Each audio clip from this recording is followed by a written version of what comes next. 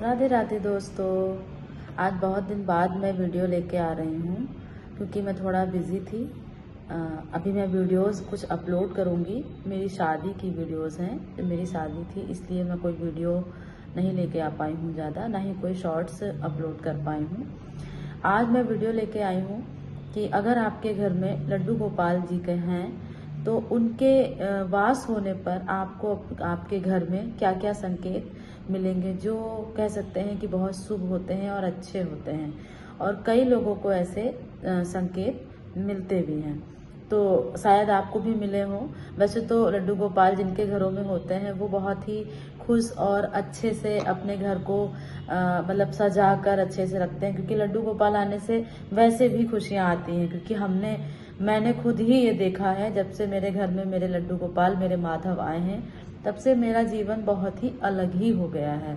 मतलब कहते नहीं है कि हमने लड्डू गोपाल को सजाया तो उन्होंने हमें सजा दिया, वही सारी चीज़ें हैं। चलिए देखते हैं कि जो लड्डू गोपाल जी हमारे घर जब आते हैं, वास होता है उनका, तो क्या क्या हमें संकेत मिलते हैं। ठीक, पहला है कि दिव्य सुगंध। जैसे होता नहीं है घर में अचानक से आपको कोई सुगंध या खुशबू आने लगे, तो उससे ये पता चलता है कि हमारे घर में हमारे लड्डू गोपाल जी का वास हो गया है। मतलब वो हमारे साथ हमेशा हैं। ये आप अगर देखेंगे तो आप ये मानिए कि आपके जो भी नाम आपने रखा हो अपने लड्डू गोपाल का, जैसे मैंने माधव रखा है, तो कोई भी सुगंध आने से अचानक से आपको ये महसूस होगा। दूसरा है सकारात्मक और शांति। मतलब आपके घर में निगेटिव चीजें ना हो रही हो ज्यादा और शांत माहौल हो, ऐसा होता है। जैसे कि हमने जब लड्डू गोपाल जी को लाए थे तब से मतलब मैं भी बहुत शांत रहती हूँ, मन भी बहुत शांत रहता है। दुनिया लोगों से कोई मतलब नहीं, ना किसी की बातों से कोई फर्क पड़ता है,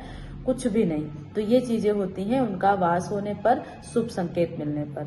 तीसरी चीज हो जाएगी आपकी संतान सुख का आगमन। मतलब अगर जिनके घर में संतान नहीं है, ऐसा कहा जाता है कि जब लड्डू गोपाल जी को लाते हैं तो उससे हमें संतान प्राप्ति होती है। ऐसा होता भी है, हो सकता भी है, लेकिन हाँ, उनके आने से हमारे जीवन में जो खुशियां आती हैं, उस खुशी से मुझे ऐसा लगता है कोई भी खुशी बड़ी नहीं होती है।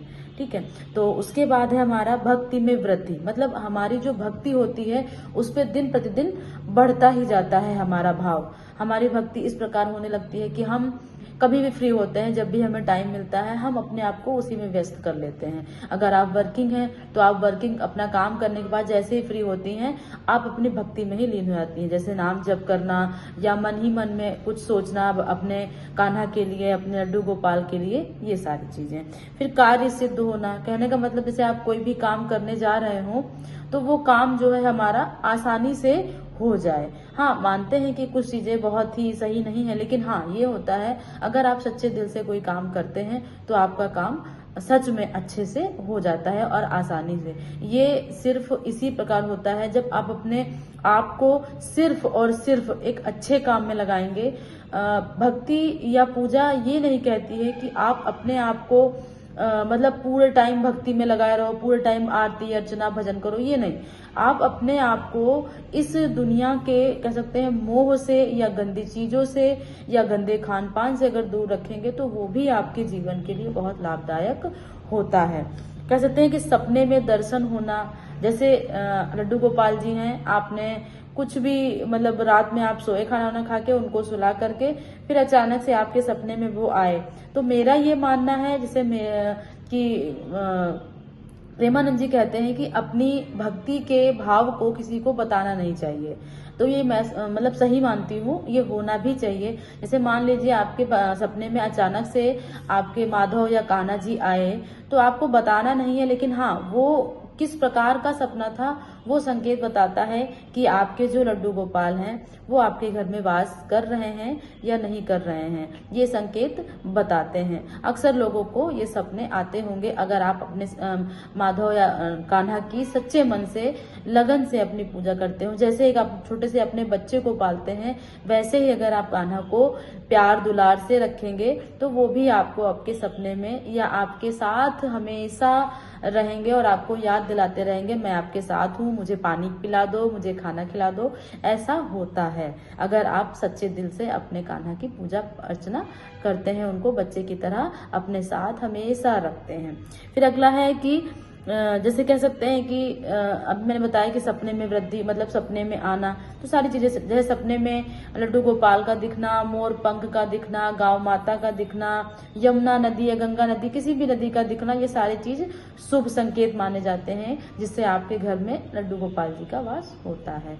तो ये सारी चीजें जो मैंने बताया आपको, अगर आपके साथ एक भी चीज ऐसी घटना होती है तो आप मानिए कि आपके घर में लड्डू गोपाल का वास है और वो आपके साथ है हमेशा की हमेशा। मतलब जब भी आप कहीं जाते हैं आते हैं वो आपके साथ रहते हैं। तो अगर आपको मेरी वीडियो ये अच्छी लगी हो, मेरी बातों को अगर आप समझ पा रहे हो, आपको लगता है कि हाँ ऐसा होता है, तो मेरे चैनल को सब्सक्राइब कर लीजिएगा, एक लाइक कर दीजिएगा और इस वीडियो को अपने रिलेटिव्स, रिश्तेदार, दोस्तों में शेयर कर दीजिएगा। ऐसी ही जानकारी के लिए और भी वीडियोस मैं लाऊंगी। कमेंट करके जरूर बताइएगा कि आपके साथ इन चीजों में से, इन घटनाओं में से कौन सी घटना ऐसी हुई है जिससे आपको लगा ऐसा कि हाँ ये सच में होता है। चलिए, राधे राधे।